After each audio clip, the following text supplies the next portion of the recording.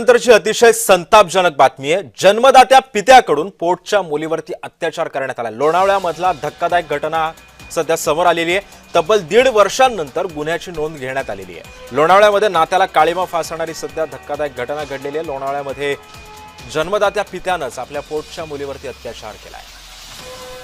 तब्बल 1.5 वर्षांनंतर या गुन्ह्याची उकल झालेली आहे आणि या संदर्भात अधिक माहिती जाणून घेऊयात। माझा सहकारी अविनाश पर्वत सध्या आपल्या सोबत आहे। अविनाश, आपण बघतोय की सध्या पुण्यामधल्या नरसापूर असेल, भोरमधलं ते मुळशी असेल आणि त्यानंतर नसरापूर आणि अजून कुठल्या तरी घटना आहेत, पर्वती सुद्धा सारखा भाग, पुण्यातला मध्यवर्ती भाग आणि आता लोणावळा, या सगळ्या पार्श्वभूमीमध्ये या सगळ्या घटना घडतायत। अतिशय लांछनास्पद हे सगळे कृत्य घडली जात आहेत। 1.5 वर्षांनंतर या गुन्ह्याची उकल होते। सध्या पोलिसांनी काय कारवाई केली आणि या पित्यावरती सध्या नेमकी कशा पद्धतीने कारवाईची सूत्र आता हलवण्यात येतात? नक्कीच नेमकं आता पुण्याला झालंय काय हा असाच प्रश्न आता सध्या उपस्थित होत आहे। पुण्यामध्ये 2-3 घटना ज्या आहेत त्या गेल्या अतिशय मनाला वेदना देणाऱ्या आहेत।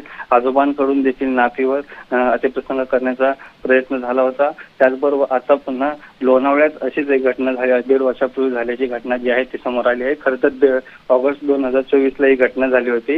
हे संपूर्ण कुटुंब जे आहे ते लोणावळ्यामध्ये काही कामासाठी आले होते आणि त्या कामासाठी आले असताना बापाकडून जे आहे हे घाणेरडं कृत्य करण्यात आलं होतं। परंतु ही घटना झाल्यानंतर जी आहे ही मुलगी जी आहे ती दहशती खाली होती, त्यामुळे तिने ही बाब जी आहे ती कुणालाही सांगितली नव्हती। परंतु आता तिने जे आहे कदाचित या ज्या 2-3 घटना समोर आल्या आहेत त्यामुळे जे आहे तिने आपलं स्वतः हिंमत दाखवून जी आहे ती पोलिसांकडे तक्रार दाखल केली। त्यानंतर जे आहे लोणावळ्यामध्ये ही घटना जी आहे ती दाखल करण्यात आलेली आहे आणि आता लोणावळा पोलीस जे आहे याचा तपास अति गंभीरतेने घेत आहे। परंतु नेमकं या पुणे शहराला नेमकं झालेलं काय आहे असा हा प्रश्न जो आहे त्या वेगवेगळ्या घटनांमुळे जे आहे ते उपस्थित होत आहे। नेमकं बापाने जे आहे आपल्या पोटच्या मुलीला जे आहे अशा प्रकारचं घाणेरडं कृत्य केल्यामुळे जे आहे ते संतापाची लाट जी आहे ते पुण्यामध्ये आपल्याला पाहायला मिळत आहे।